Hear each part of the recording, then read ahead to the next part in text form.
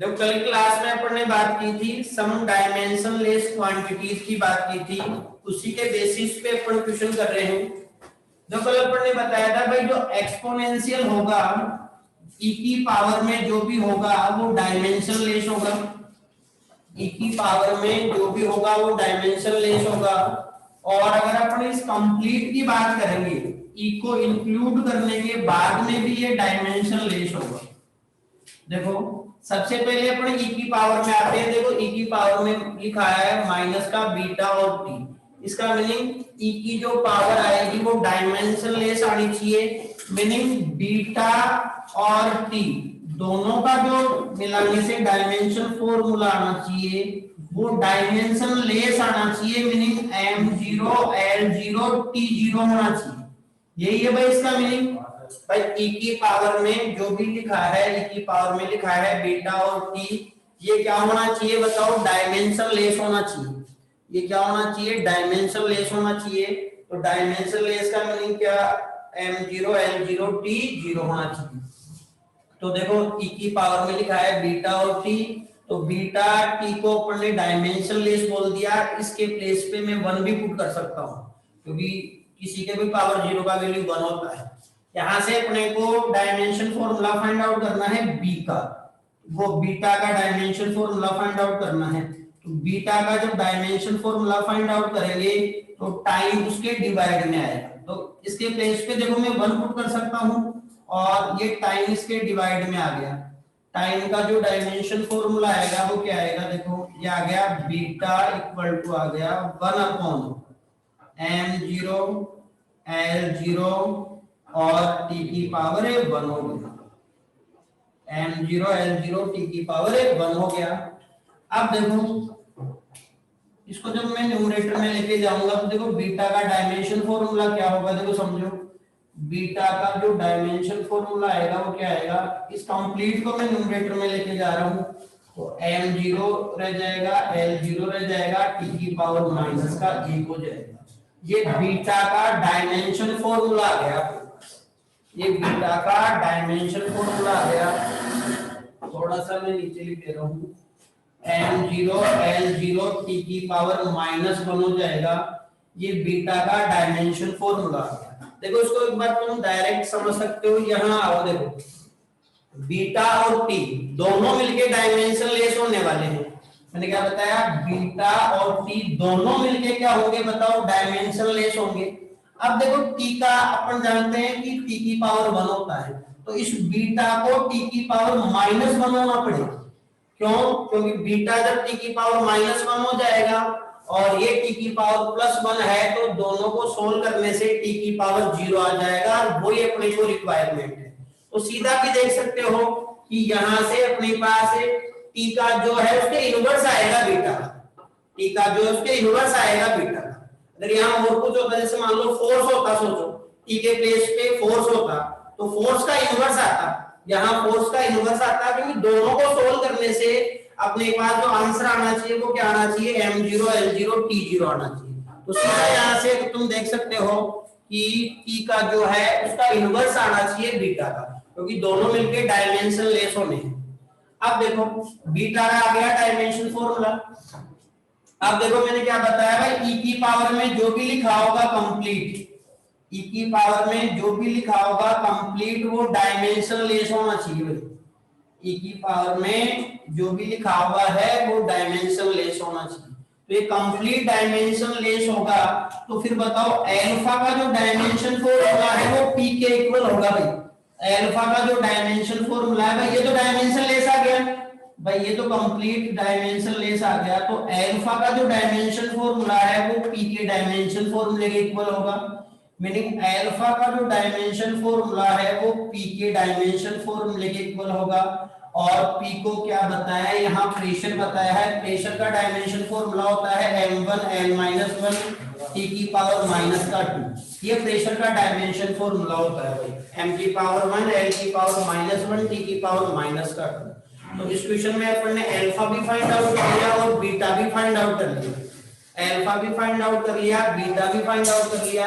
यहां से देखना है अपने को कि e की पावर में जो भी लिखाया हुआ है लिखा हुआ है वो डायमेंशन लेस होगा, वहीं से अपन ने बीटा फाइंड आउट कर लिया। फिर ये कंप्लीट भी डायमेंशन लेस होगा। फिर अपन ने देखा जब ये कंप्लीट डायमेंशन लेस है तो अल्फा का जो डायमेंशन फॉर्मूला है वो पी के डायमेंशन फॉर्मूले के इक्वल हो जाएगा। तो क्वेश्चन नंबर 10 में लिखा हुआ है f equal to alpha upon v square sine bracket में लिखा है beta t, where f force है, v स्पीड है, t टाइम है।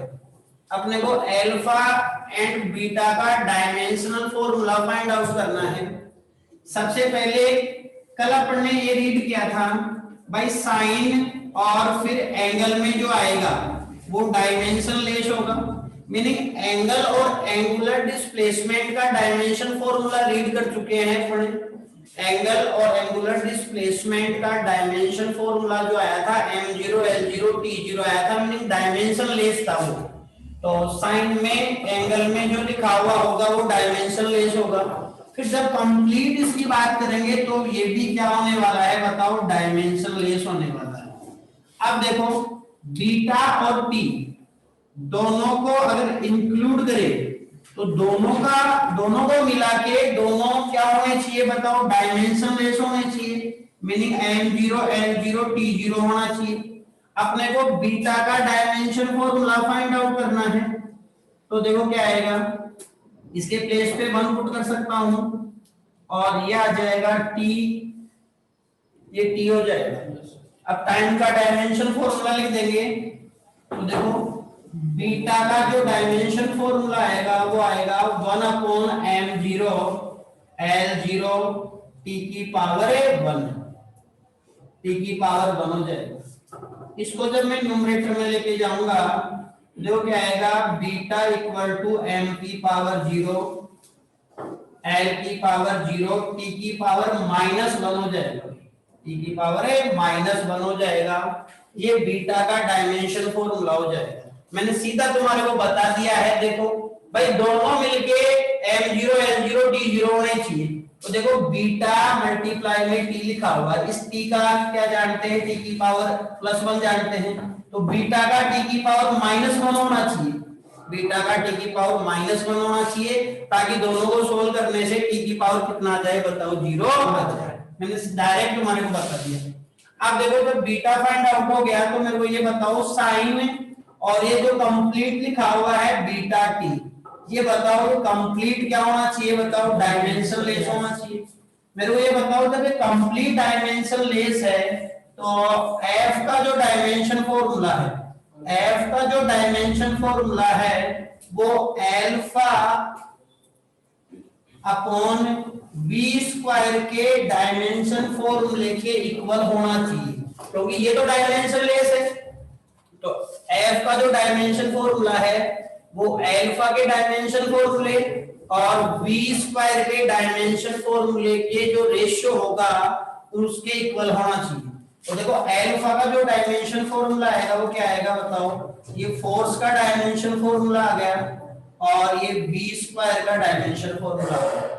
फोर्स का डायमेंशन फॉर्मूला नॉन है पर इससे m1 l1 t-2 होता है फोर्स का डायमेंशन फॉर्मूला। देखो v यहाँ पे स्पीड है, v स्पीड है, स्पीड का डायमेंशन फॉर्मूला जानते हैं अपने l की पावर 1 t की पावर -1, बट इसका होल स्क्वायर करना है। देखो स्क्वायर करना है तो सीधा सीधा सिंपल मेथड ये, इसको 2 टाइम लिख दो, l की पावर 1 t की पावर -1 मल्टीप्लाई l की पावर 1 t की पावर -1। अब सिंपली सॉल्व कर दो।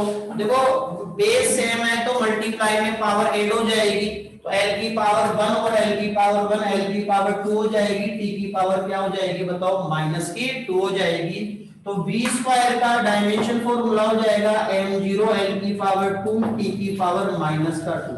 इन दोनों को सोल्व कर लेंगे तो अल्फा का डायमेंशन फॉर्मूला आ जाएगा। तो देखो अल्फा का डायमेंशन फॉर्मूला क्या आएगा, अल्फा का जो डायमेंशन फॉर्मूला आएगा वो क्या आएगा, देखो सॉल्व कर लो। m की पावर तो 1 ही होगा, m की पावर तो 1 होगा। थोड़ा सा कट रहा है स्क्रीन पे से, अल्फा का जो डायमेंशन फॉर्मूला होगा वो देखो m की पावर तो 1 ही होगा, l की पावर 1 और 2 3 हो जाएगा भाई, बेस सेम है, मल्टीप्लाई में पावर ऐड हो जाएगी, यहाँ टी की पावर -4 हो जाएगा। ये अल्फा का डायमेंशन फॉर्मूला हो जाएगा। अल्फा का हो गया, बीटा का अपन ने फाइंड आउट कर ही लिया। समझ आया भाई क्वेश्चन? ये क्वेश्चन नंबर 11 में देखो लिखा हुआ है p = a log logarithm a bracket में b/c - b लिखा हुआ है। वह p पावर है, v वेलोसिटी है। अपने को डायमेंशन फॉर्मूला फाइंड आउट करना है a का, b का एंड c का। देखो सबसे पहले कल अपन ने बताया था भाई लॉगरिथम जो होगा, लॉगरिथम में यहाँ जो लिखा हुआ होगा वो डायमेंशन लेस होगा। और अगर इस कंप्लीट की बात करते हैं अपन, तो ये कंप्लीट भी क्या होगा बताओ? डायमेंशन लेस होगा। इस कंप्लीट की बात करेंगे तो ये भी क्या होगा? डायमेंशन लेस होगा। पहले देखो एक बार मैं आ जाता हूँ सी पे। एक बार देखो सी का डायमेंशन फॉर्मूला बी के डायमेंशन फॉर्मूले के इक्वल होगा भाई। सी का डायमेंशन फॉर्मूला बी के डायमेंशन फॉर्मूले के इक्वल होगा। ऐसा क्यों? क्योंकि देखो बी वेलोसिटी है तो सी को भी वेलोसिटी होना पड़ेगा। अपना वही रूल है, सेम में से सेम को सबट्रैक्ट किया जा सकता है भाई। तो सबसे पहले सी का जो डायमेंशन फॉर्मूला है वो बी के डायमेंशन फॉर्मूले के इक्वल होगा। अब देखो सी का जो डायमेंशन फॉर्मूला है वो बी के डायमेंशन फॉर्मूले के इक्वल होगा। बी का होगा m0 L1 t की पावर -1। इतनी बात क्लियर है भाई? मैं फिर बता रहा हूँ, नेगेटिव साइन भी आएगा, कई बार पॉजिटिव भी आएगा, एक नोन होगा एक अननोन होगा, तो दोनों का डायमेंशन फॉर्मूला सेम होना चाहिए। वही रूल लगाते हुए अपन ने फाइंड आउट कर लिया कि v वेलोसिटी है तो c को भी वेलोसिटी होना पड़ेगा। इतनी बात क्लियर? अब देखो ये कंप्लीट डायमेंशन लेस होना चाहिए। अपन ने बताया ना भाई लॉग के यहाँ ब्रैकेट में लिखा हुआ है वो डायमेंशन लेस होना चाहिए। तो क्या लिखा है बताओ? b अपॉन क्या लिखा है? c - b। अब देखो c - b को ओनली मैं v लिख रहा हूं भाई। क्यों लिख रहा हूं v? क्योंकि c भी वेलोसिटी है, v भी क्या है बताओ? वेलोसिटी है। तो वेलोसिटी में से जब वेलोसिटी को सबट्रैक्ट करेंगे तो वेलोसिटी आएगा। अब ये दोनों मिलके डायमेंशन लेस होने चाहिए। इन दोनों का जो रेशियो है वो डायमेंशन लेस होना चाहिए। m0 L0 t0 होना चाहिए। m0 L0 t0 होना चाहिए। अपने को फाइंड आउट करना है b का, तो b को यहाँ ले जाओ, ये 1 ही तो है। तो जो b का डायमेंशन फॉर्मूला आएगा वो b के डायमेंशन फॉर्मूले के इक्वल आएगा। तो देखो ये आ गया m0 L की पावर 1 t की पावर -1, ये b का डायमेंशन फॉर्मूला हो गया। और ऐसा समझो कि देखो यहाँ अपने पास डिनोमिनेटर में वेलोसिटी आ रहा है तो न्यूमरेटर में भी वेलोसिटी होना चाहिए। ऐसा क्यों? क्योंकि वेलोसिटी से वेलोसिटी कैंसिल हो जाएगा और अपने को क्या चाहिए बताओ? m0 L0 t0, तो वो अपने पास आ जाएगा भाई। सीधा सीधा ये ऐसे लॉजिक से डायरेक्ट भी कर सकते हो इसको भाई। देखो c को तो वेलोसिटी होना ही पड़ेगा क्योंकि ये वेलोसिटी है, तो वेलोसिटी में से वेलोसिटी को सबट्रैक्ट कर सकते हैं। फिर b को भी वेलोसिटी होना पड़ेगा क्योंकि अपने को जो आंसर चाहिए वो डायमेंशन लेस आना चाहिए, इसलिए b भी वेलोसिटी होगा। अब बताओ ये कंप्लीट जब डायमेंशन लेस है मीनिंग लॉग और क्या लिखा हुआ है बताओ? b/c - b। ये कंप्लीट जब डायमेंशन लेस है तो बताओ अपने पास a का जो डायमेंशन फॉर्मूला है वो p के डायमेंशन फॉर्मूले के इक्वल होना चाहिए। तो a का जो डायमेंशन फॉर्मूला है वो p के डायमेंशन फॉर्मूले के इक्वल होना चाहिए। वेयर p पावर है, पावर का फॉर्मूला जानते हैं, W/T होता है, वर्क अपॉन टाइम होता है। वर्क का होता है m1 L2 t - 2 होता है, अपनी बुक में देख लो आप। और बताओ टाइम का होता है t की पावर 1। सोल्व करेंगे तो m की पावर 1 L की पावर 2 t की पावर -3 हो जाएगा। t की पावर -3 हो जाएगा। तो बताओ a का जो डायमेंशन फॉर्मूला आएगा वो पावर के डायमेंशन फॉर्मूले के इक्वल होगा। तो ये हो गया m की पावर 1 L की पावर 2 t की पावर -3 हो जाएगा। ये अपना आंसर आ गया। अपने a का भी डायमेंशन फॉर्मूला फाइंड आउट कर लिया भाई, b का भी डायमेंशन फॉर्मूला फाइंड आउट कर लिया और c का भी डायमेंशन फॉर्मूला फाइंड आउट कर लिया।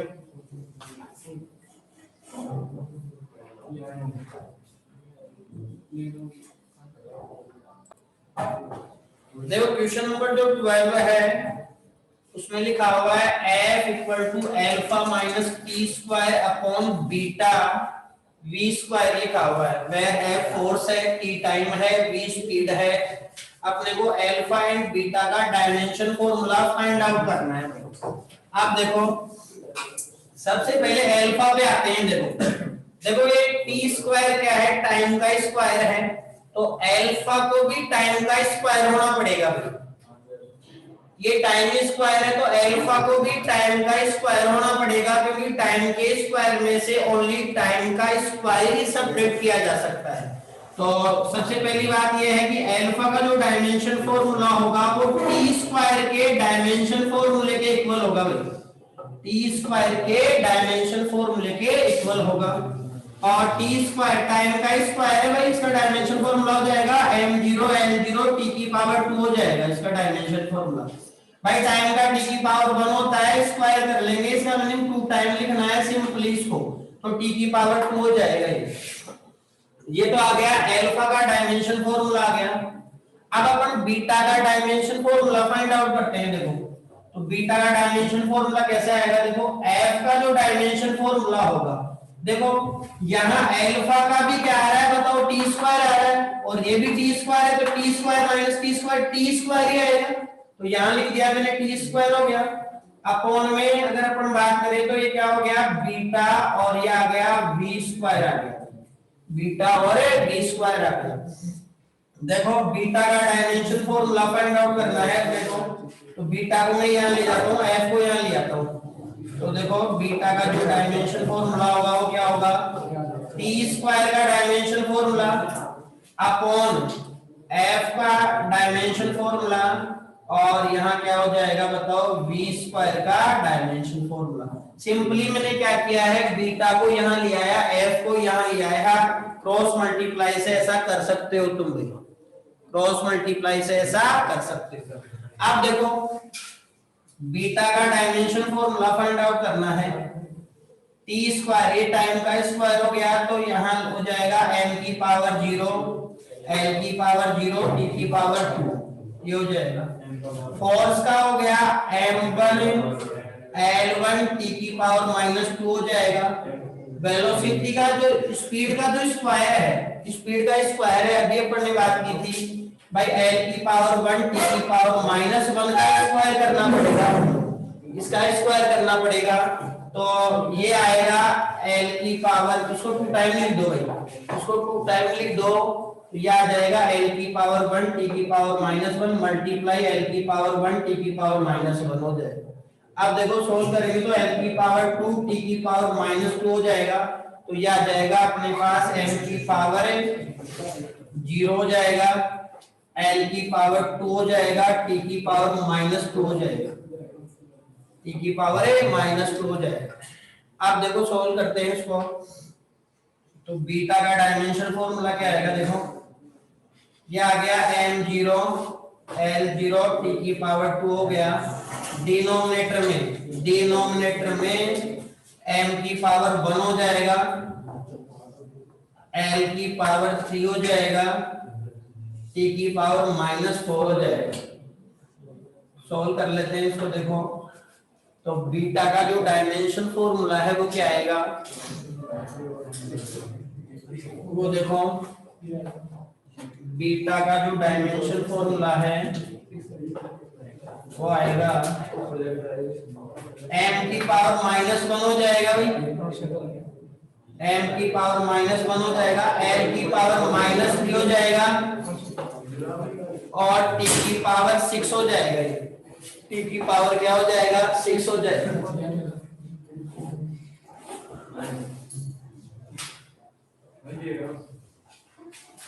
t की पावर 6 हो जाएगा,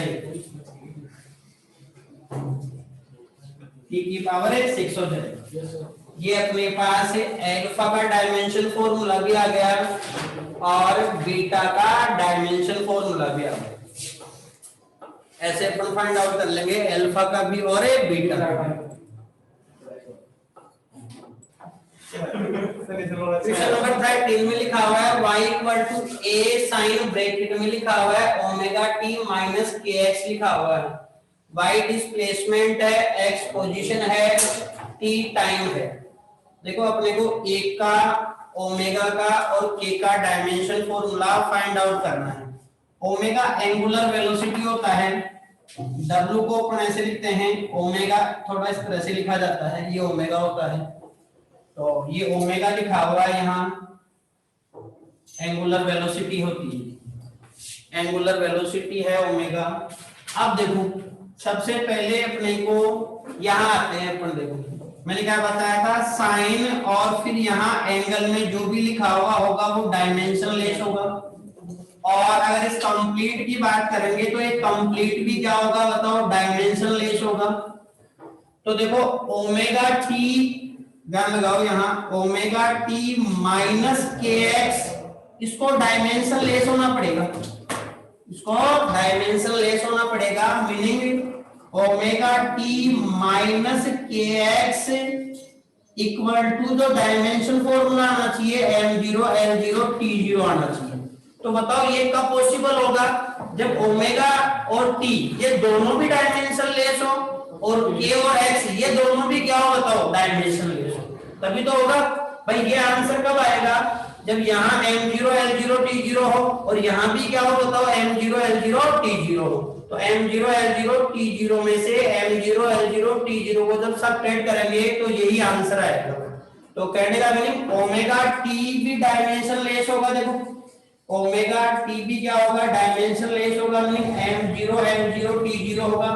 तो देखो यहाँ से अपन किसका फाइंड आउट कर सकते हैं बताओ, t तो पता है अपने को, t तो टाइम है, ओमेगा का डायमेंशन फॉर्मूला फाइंड आउट किया जा सकता है। यहाँ से देखो ओमेगा का डायमेंशन फॉर्मूला फाइंड आउट किया जा सकता है, तो ये आ गया m0 l0 t0 हो गया। और देखो ओमेगा का डायमेंशन फॉर्मूला फाइंड आउट करेंगे तो जो टाइम है वो डिवाइड में आ जाएगा, यहाँ ये टाइम का डायमेंशन फॉर्मूला आ जाएगा। इसके प्लेस पे सिंपली अपन 1 पुट कर सकते हैं, तो देखो ये आ गया 1 और टाइम का जो डायमेंशन फॉर्मूला है वो है m0 l0 t की पावर 1 है। अब देखो इसको जब मैं न्यूमरेटर में लेके जाऊंगा तो क्या आ जाएगा, ये आ जाएगा m0 l0 t की पावर -1 हो जाएगा। ये ओमेगा का डायमेंशन फॉर्मूला हो जाएगा, ये ओमेगा का डायमेंशन फॉर्मूला हो जाएगा। यहाँ लिखा हुआ है m0 l0 t0। अब देखो अब ओमेगा का आ गया। अब देखो kx को भी डायमेंशन लेस होना पड़ेगा, मीनिंग kx को दोनों को इंक्लूड करते हैं तो इसका भी dimension formula m0 l0 t0 होना चाहिए भाई। यहां से बताओ x पोजीशन है, पोजीशन का मीनिंग अपने पास लेंथ का डायमेंशन फॉर्मूला लगाना है इसमें, तो बताओ यहां से k का डायमेंशन फॉर्मूला फाइंड आउट कर सकते हैं। बताओ क्या आएगा, m0 l0 t0 हो गया अपॉन x हो जाएगा, अपॉन x का डायमेंशन फॉर्मूला हो जाएगा। अब देखो k का जो डायमेंशन फॉर्मूला है वो क्या आएगा, यहाँ न्यूमरेटर में तो मैं 1 लिख सकता हूँ और ये आ गया m0 l की पावर 1 और t की पावर 0 हो जाएगा। सोल्व कर लेंगे तो कितना आएगा, देखो इसका सॉल्यूशन जब करेंगे अपने, थोड़ा सा स्क्रीन पे कट रहा है, मैं नीचे लिख देता हूँ। k का जो डायमेंशन फॉर्मूला होगा वो आएगा 1 अपॉन m0 l की पावर 1 t की पावर 0, ये हो जाएगा।